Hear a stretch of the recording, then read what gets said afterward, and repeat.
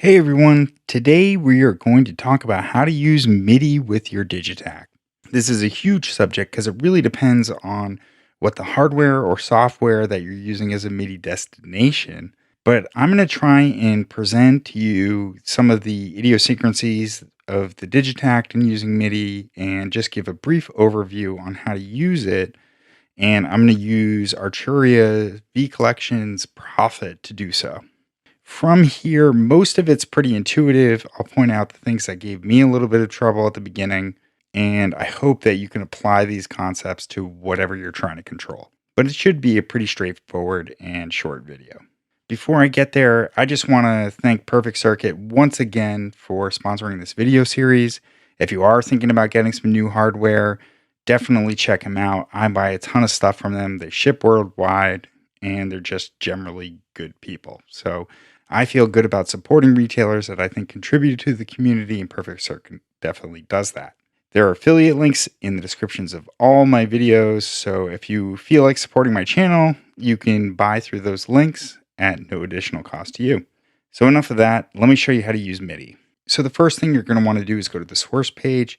This is where you can assign your MIDI destination. I should point out that the bottom 9 through 16 triggers are the MIDI tracks. Notice if you go 1 through 8, that's a whole different thing. So here, this is where we start, the source page. And you're going to want to assign it to whatever you're trying to control. So right now we see all X's in the boxes. If you push function and then push down on the data entry knobs, it should activate it. So there we go. Now we're going through channel 1. So just make sure in your DAW or whatever hardware unit you're using that the channel lines up with whatever channel you want it to be. Now from here, there are a bunch of different parameters you can control. Let me just demonstrate those really quickly. So for instance, data entry knob E is pitch bend.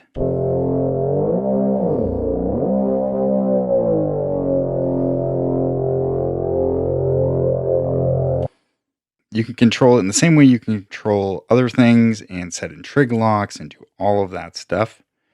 But we have pitch bend, we have aftertouch, we have the mod wheel.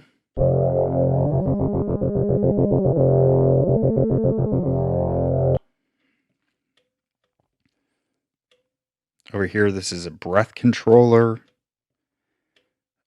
program, sub bank, and bank. I'm not going to go through all of those because they don't necessarily apply to the Profit that I'm using. So some other things you can do, if you look at the filter and amp page, these two pages kind of go together. So the amp page, you'll notice that your 8 data entry knobs, you can select different destinations for CC controls. And then the filter is where you can activate those and control the levels of them. So for instance, if we go up to amp and then I check the CC controls on my software, now I could just do MIDI learn, but for the sake of this, I'm going to just pick a particular one. So say filter cutoff. So that's CC number 74. So for this first one, let's set it to CC number 74. And you can see at the top it says CC select equals 74. If I go over here, now this value will control the filter cutoff. And as you can see, as I turn it, it turns the filter cutoff.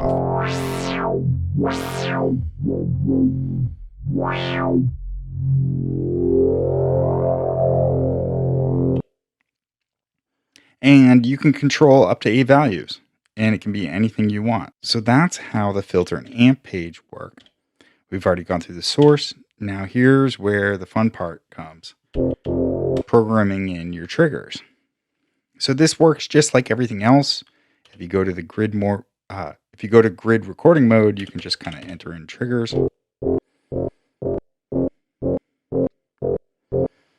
Just like the other audio tracks, if you adjust this, it will adjust all of them. Unless you do a lock. The Digitakt supports 4-note polyphony. So let's program in those 4 notes. Those are data entry knob A through D. The first one is the root note. So if you want to program in a chord, it's relative, and it makes it really easy. The graphic shows you on a keyboard. If we want to enter in, let's enter in a C minor chord. Let's make it a C minor 7. It sounds not so great. Spread it out a little bit.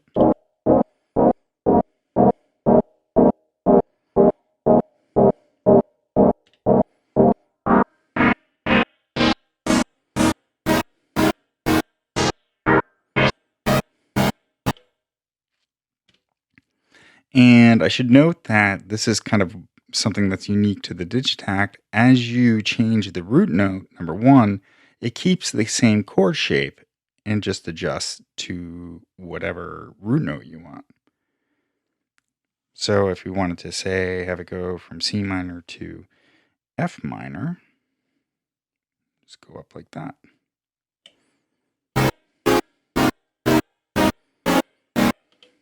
Let's have this one go down to G. Let's make this one G major.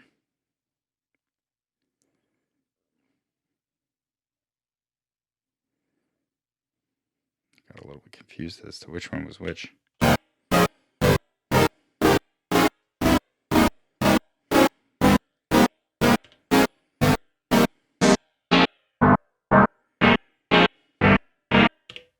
Now, for each of the lengths of the hit, rather than, this is something I really like from this sequencer, rather than having to tie steps together, you can actually use the length right here to control how long each note is. So if we say want the first one to go for, let's say a half note, or I'm sorry, an eighth note, that would be 2 steps in the sequencer. So it would be a 2. And if we want this one to go a quarter note, let's go up to 4. And just to make it interesting, let's go up to 3. And then we'll have this one be nice and short. We'll have it just be a 16th note.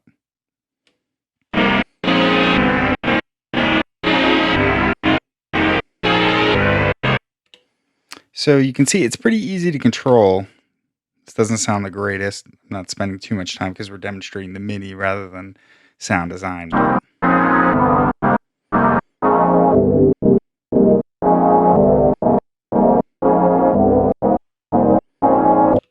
But the length makes it really easy because whatever number you set it to, just like if you're going for 2, that would be 2 steps. So that's pretty much it. You can control 8 different channels. You can do all of the same functions that you could do with the audio tracks, but now you can control external hardware or software or whatever you want. So I hope you found this video helpful. Let me know what you think in the comments section. I've got one video left in this series, and that's going to be showing you how to use the Electron Digitakt with a Eurorack setup. So once again, thanks to Perfect Circuit for sponsoring this video series, and I'll catch you next time.